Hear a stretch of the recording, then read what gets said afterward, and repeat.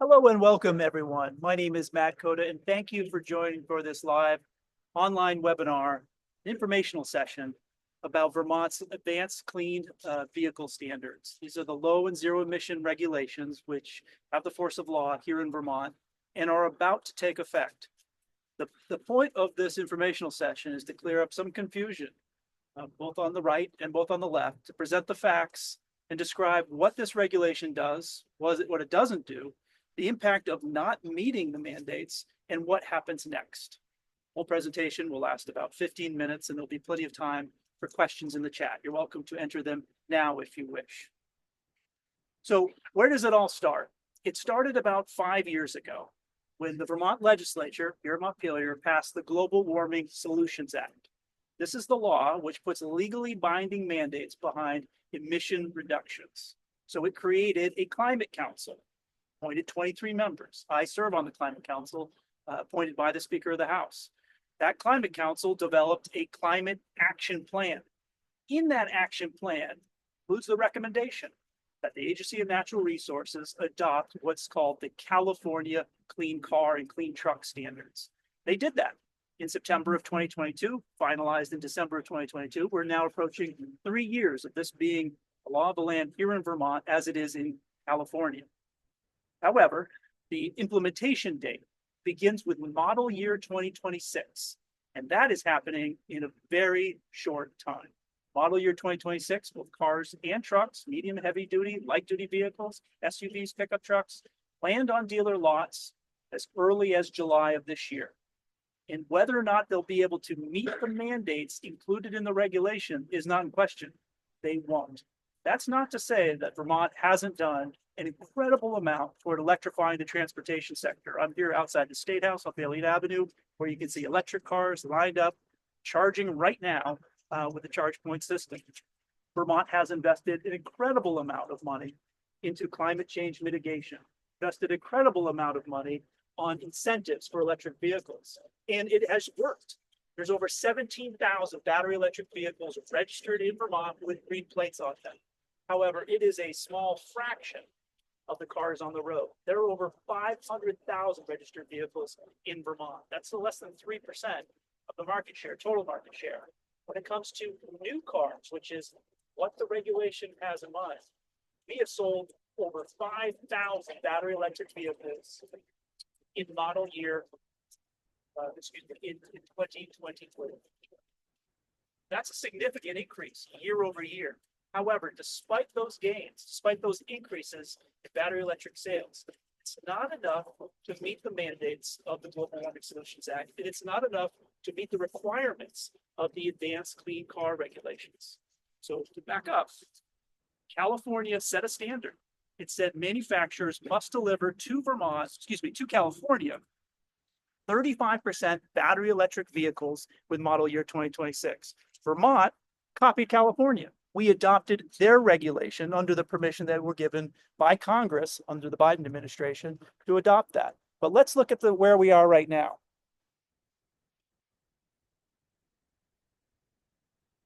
So when we look at what those sales are, there are two distinct rules. One is the advanced clean car rule. So that's cars, that's trucks, that's SUVs. Then there's the advanced clean truck rule. Those are medium and heavy duty trucks. Think of the trucks that haul milk and forestry products and fuel and garbage and plow the roads. Those are under a different rule and a different deadline. Under the advanced clean car rule, you can see how our sales of battery electric vehicles continues to grow year after year to the point where we're likely to be at 14% market share at the end of 2025. But that is a far cry from where the rule requires us to be, which is 35% at the end of model year 2026. When you look at the vehicles that are covered under ACC2, this is Class 1 and Class 2A vehicles. Class 2A vehicles are some trucks like the Ford F-150, the GM Sierra 1500, the Nissan Titan. Class 2B vehicles are those between 8501 gross vehicle weight and 10,000 pounds. Those are the larger trucks like the Chevy Silverado 2500, the Dodge Ram 2500, the Ford 250, and the Nissan Titan. In 2024, approximately 40,000 new vehicles were registered in Vermont, and again, only 5,000 had a plug. You can see the data here, and you can find this data on meadowhillmedia.com. But battery electric vehicles and plug-in hybrid electric vehicles represent 12% of new vehicle sales and 4% of all vehicle sales, when you consider that most cars sold in Vermont and registered year after year are used vehicles. And you can see the new vehicle registrations by fuel type. Again, 8% are battery electric, 4% electric plug-in gas, but the rest, whether the gas electric hybrid or gasoline or bio or diesel, are internal combustion engines is the primary source of the powertrain. Meeting the 35% is going to be really difficult. We heard this from the Alliance for Automotive Innovation. This is the organization of manufacturers who are required to deliver to Vermont and California and other states 35% battery electric vehicles with model year 2026. So their choices is that they could put more electrified vehicles on the dealer lots, or they could reduce the total vehicles. In other words, reduce the amount of gasoline vehicles on the lots. Or three, they could buy credits from automakers that overcomply, which is like a company like Tesla. In fact, this is a profit center for Tesla. In 2024 alone, Tesla earned $2.76 billion from carbon credit sales. These are sales of credits to legacy manufacturers in order for them to comply with the law. Now, on the truck side, it's a different model completely. It's only 10% by model year 2026, but it includes all types of vehicles, from school buses to snowplow trucks to tractor trailer trucks. The problem here isn't that it's a lower number. The problem is that there aren't the trucks available. So if you think about what we need here in Vermont, well, we need municipalities to be able to buy Class 8 tractors so that they can attach snowplows and keep the roads clear. We need Class 8 trucks to haul milk around the state. Remember, many dairy farmers load up 2 or 3 tractor trailer trucks a day, every day, and haul milk to West Springfield, Mass, where the Agrimart is. Of course, we need trucks to haul garbage and move fuel as well as forestry products. There isn't an electric vehicle that can do the job that these diesel trucks do, but yet the regulation requires manufacturers to deliver to Vermont these vehicles for sale. And on the truck rule, it requires these vehicles to be registered in Vermont. So much so that in Vermont and Massachusetts and other areas which have this rule, and you can see the map right here, the effect is that people that need a diesel-powered snowplow truck or fuel truck or dairy truck have not been able to buy them. So that's why Maryland and Massachusetts earlier this month decided to delay the enforcement of the Advanced Clean Truck Regulation, allowing those snowplow drivers and those milk haulers to buy the only truck that works, which is a diesel-powered tractor-trailer truck. Now, this will have to be resolved in one of 4 ways. Either the Vermont legislature delays or repeals the implementation of the Advanced Clean Truck Rule and the Advanced Clean Car Rule. They could do that. They have a few weeks left here at the State House to do that. Or the Agency of Natural Resources could make the decision on their own to delay or rescind the regulation. Or Congress could act, and the president could act. They could disallow California from being able to impose more stricter standards on what the manufacturers can deliver to the state. And if they succeeded in doing that, then Vermont would follow suit. Or the fourth option, what would happen is we just stay the course, status quo. And what actually develops is we have a situation where consumers who want gas-powered vehicles would find more of a choice out of state in New Hampshire. We have a situation where truck buyers, municipalities who need snowplow trucks, dairy haulers that need milk trucks would have to register out of state in order to get the vehicles that they need to do the jobs that is important. Now, there's disagreement about whether or not we should electrify our transportation fleet. I think that it's clear that more and more Vermonters and more people in this country will drive battery electric vehicles every year, and that number will only increase over the next 20 years. However, it's a given assumption that we are not going to make the mandates in both the clean car and clean truck rule by the time that is required. We are not going to get to 35% battery electric vehicles in model year 2026, and we are not going to get to 10% battery electric trucks in model year 2026. The result is either truck buyers will go out of and car buyers will go out of state, harming our local economy, our local car and truck dealers, and not impacting climate change and changing the way we purchase vehicles and transport the state because of these mandates. We support, on the auto dealers who I work for, we support electric vehicles. We have sold electric vehicles. But we can't sell enough in order to meet these mandates. And in failing to meet these mandates, if we receive less gas-powered vehicles, the vehicles that our customers want to buy, that means the consumers have a choice. They can go out of state, but the truckers, they don't. The law requires them to register the vehicle in the compliant state. And they can't buy a diesel truck unless they buy an electric truck. But that is a very expensive paperweight if it can't do the job, which is to haul milk from Newport to Massachusetts, or haul fuel from Concord to anywhere in Vermont. So as a result, we are asking the legislature for something that is, I think, fairly benign, which is to recognize that we need to call a truce on trucks, that we need to recognize that we are not going to meet this mandate, that the trucks are either not available or not affordable to do the job they need to do here in Vermont for our rural economy, and to simply delay enforcement. This would allow municipalities to buy new snowplow trucks. This would allow dairy farms to buy new tractor trailer trucks to haul milk. This would allow fuel dealers to buy new fuel trucks here in Vermont. Failure to do that, failure to either rescind the law, delay the implementation, will have negative effects for our environment, and it will have negative effects for our economy. For the environment, is because the choices that will be made will be to keep the older model diesel vehicles on the roads longer. There's nothing more efficient, more safer than the latest edition of a diesel truck. And that's the only tool that can do the job that we need in our state to run our economy.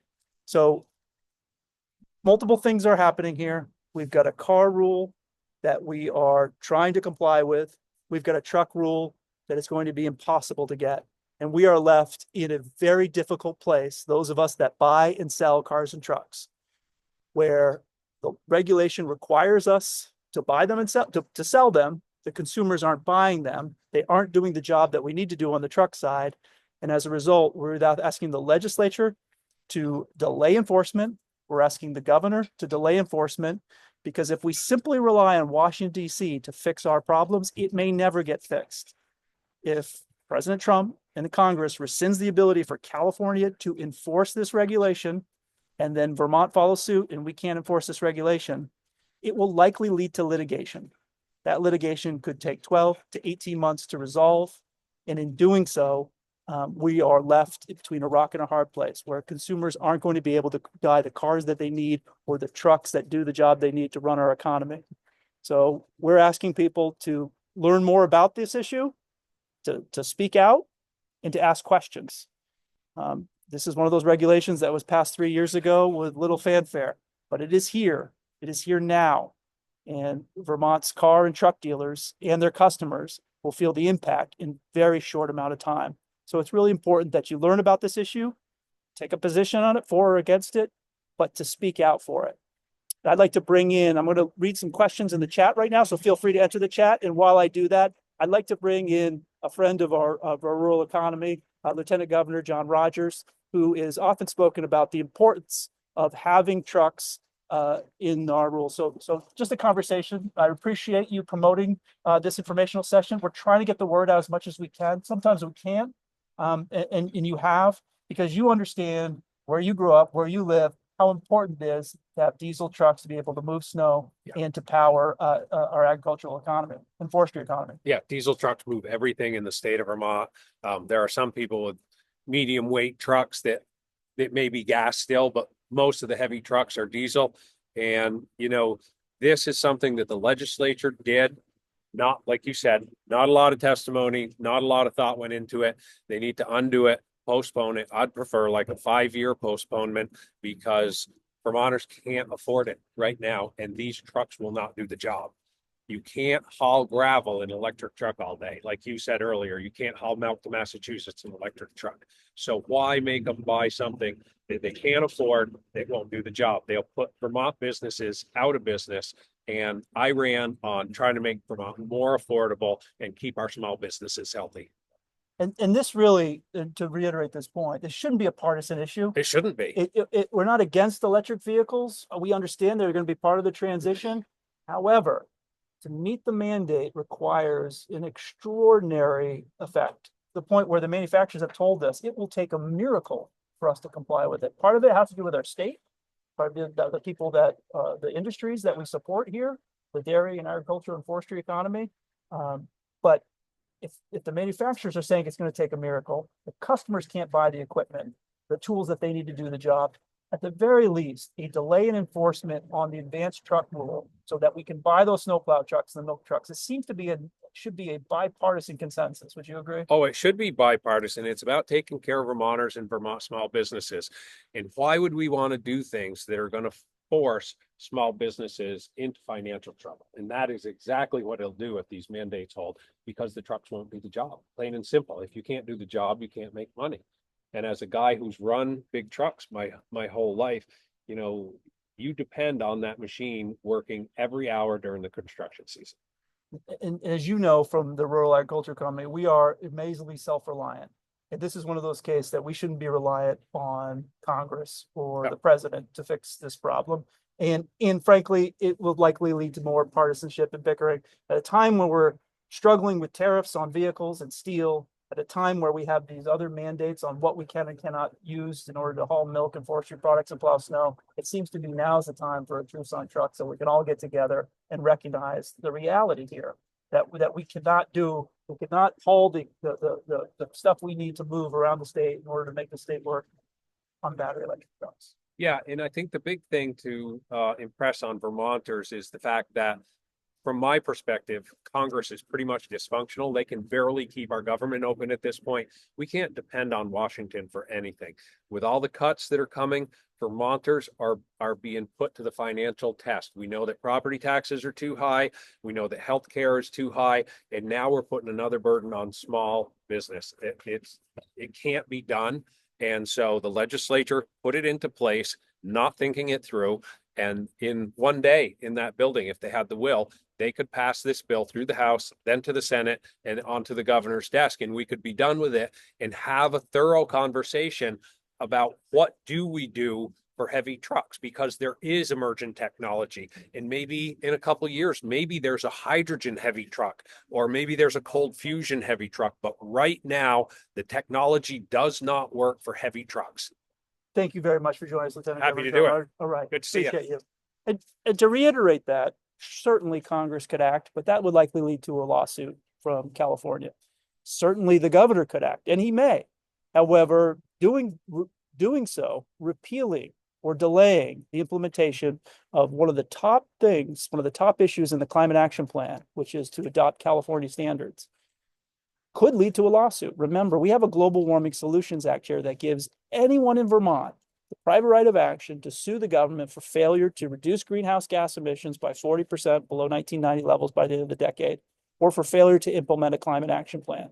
And the climate action plan that was passed in 2021 and the climate action plan that will be updated in July of this year still includes the Advanced Clean Car 2 rule in the Advanced Clean Truck rule. The requirements that model year 2026, 35% sales battery electric, scaling up to 100% in 2035. And then on the truck side, 10% battery electric trucks in model year 2026, up to 50% by the year 2030. Mandates that we will eventually get to, but not in the time in which the law requires. And that's why it's so problematic. And that's why we're holding this Zoom meeting, just let people know about it and to ask questions and to ask me questions. So if there's any questions in the chat, I'd be happy to read them. Sure. So I see someone that's in the fuel business, and she writes that there's no way to put an electric vehicle on the tank. Yeah, that's exactly right. So that's against fire code. You can't put a combustion hazardous material on a battery electric vehicle. That's a danger. Now, the response that we often get is, well, that's all right, because it's not has to be 100% right away. It's only 10% right now. This is really important. If you sell trucks in the state of Vermont, the manufacturer is telling you that you have to buy and register, not just buy, not just put on your lot for sale, not just find a buyer, but actually get it on your lot, sold and registered in the state of Vermont. before you can get your allocation of diesel trucks. So if you're in Vermont and you need a diesel truck and your manufacturer or your dealer has not sold an electric one under this rule with model year 2026, there are no trucks to buy. And that's a problem. We want people in Vermont, businesses that are hauling logs and that are hauling fuel and dairy farm. We want them to be the most efficient possible trucks. And right now, those are diesel. Maybe in the future, electric, but not right now. We'll look at other questions here. Why doesn't the governor act? The governor could act. There's no question. This is a rule that the legislature approved through a process called the Legislative Committee on Administrative Rules.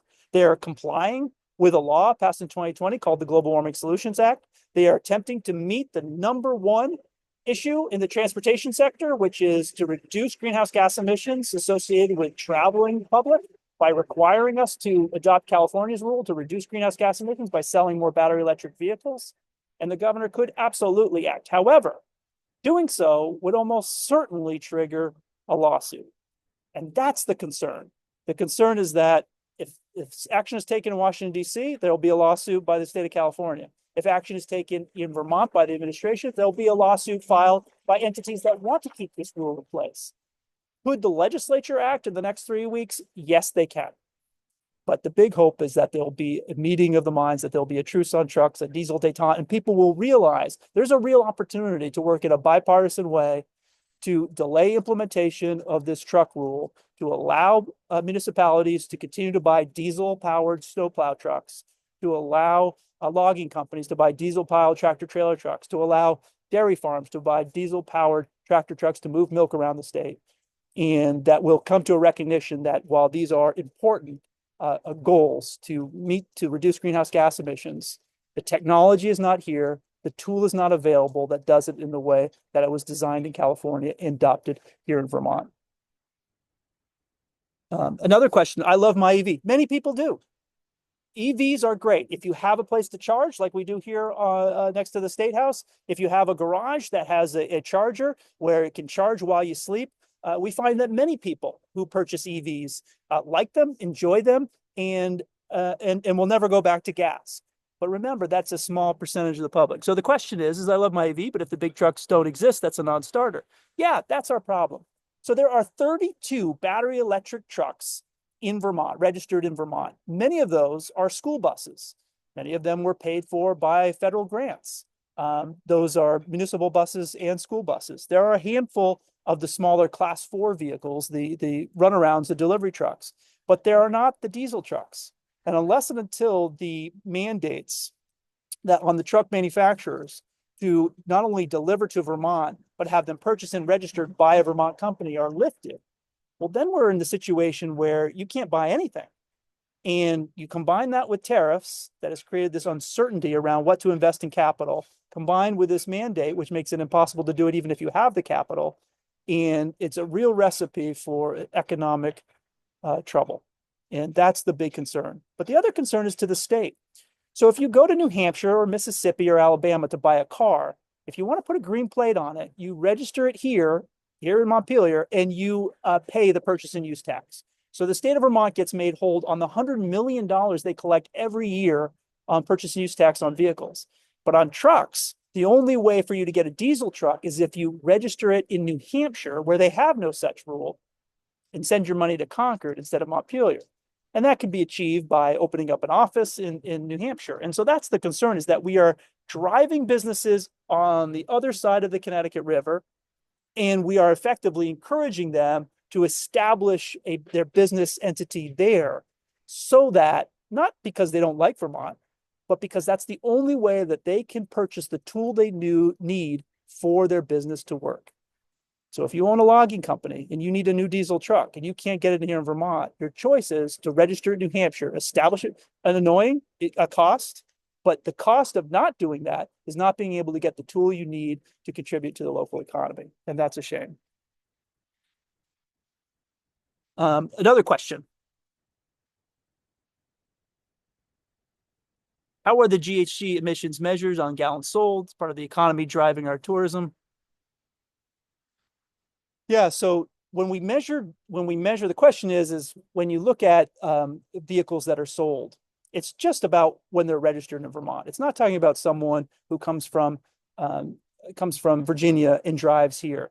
We're just measuring the emissions, or we're measuring the vehicles as they are registered in Vermont. So if you purchase a vehicle out of state and register it in Vermont, that is what they're looking at, not whether you come from out of state and drive through Vermont in a gas or diesel powered vehicle. Another question.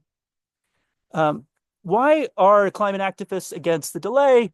They benefit for the environment is helping people when the truckers are forced to buy New Hampshire. Yeah, that's really a conundrum, which is if we're not right sizing these mandates, again, EVs are not bad. We're encouraging them. We're incentivizing them. They're being sold, just not at the pace at which the law requires.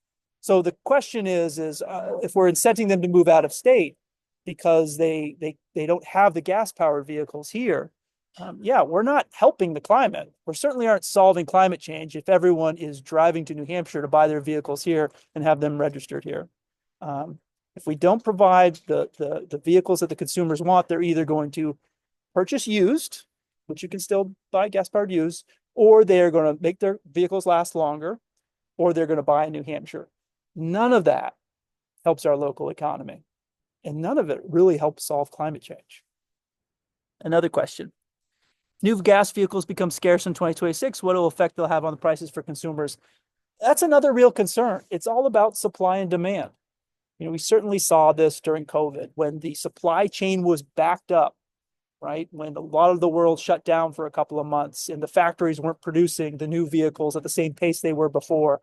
What happened? Well, there became a higher demand for used vehicles. If you can't access, because you happen to live in Vermont, the same gas powered vehicles that you've been accustomed to, well, and you want a gas powered vehicle, or you have to have a gas powered vehicle because of where you live or what you do, then there's going to be certainly a constraint on the supply of used vehicles. So it's going to have unintended consequences to the market. It may send people to non-compliant states in order to get it. And again, this isn't solving the number one issue that we're trying to solve, which is how do you convince people? Some of the most compelling testimony that we heard in House Transportation Committee came from the top seller of EVs in Vermont. And he said, when people buy EVs and they have a garage where they can plug in overnight, or they have a place at work, a dedicated parking spot with a charging space, it's great. They love it. No complaints. But for those that don't have that, for Vermonters that don't have a 20 by 10 space in front of their house because they rent, or they own in a multifamily building, or they work in a job in which they don't park it for 8 hours while they work in the office. For them, it becomes an inconvenience to the point where we heard stories about a mother and her kids in the middle of winter plugging into a public charging station, paying more than what you would pay at home because you're paying at a public charging station, and having to keep the heat on, which was causing it to take even longer to charge. This person was in a battery electric vehicle because it was a great price and it's a great car. But if you don't have a dedicated charging system, if you don't have a home that has a charging system attached to it, it becomes really difficult. And those people have those negative experiences. Well, that becomes they become an evangelist for the anti-EV movement. Again, EVs are good. In many cases, they're good, but we cannot get to 35% this year, and we are not going to get to 100% by the end of by 2035. We really need to right size our regulations to support the electrification of transportation, while at the same time understanding that mandates have a negative effect, driving business out of state, harming those businesses that still need internal combustion engine vehicles and to move products to market. And it's the hope that more people will learn about this regulation, and that they'll contact their legislator. They'll contact the governor and they'll say, let's find a truce here. Let's find a way that we can agree that we can support electrification of transportation while at the same time not creating mandates that are unachievable, that will in fact harm our economy, both the car dealers, the truck dealers, and the people that need those vehicles in order to go to work and to take care of their kids. So I invite anyone to check out our website, meadowhillmedia.com. You can link there and ask me any questions about this issue. I am on the Climate Council, and I will be at the Climate Council public hearing tomorrow night in Bellows Falls at 5:30 p.m. at the Rockingham Free Public Library. You're welcome to join me there. You're welcome to ask me any questions. You'll find my contact information at meadowhillmedia.com. Again, thank you for your time and appreciate you. Bye-bye.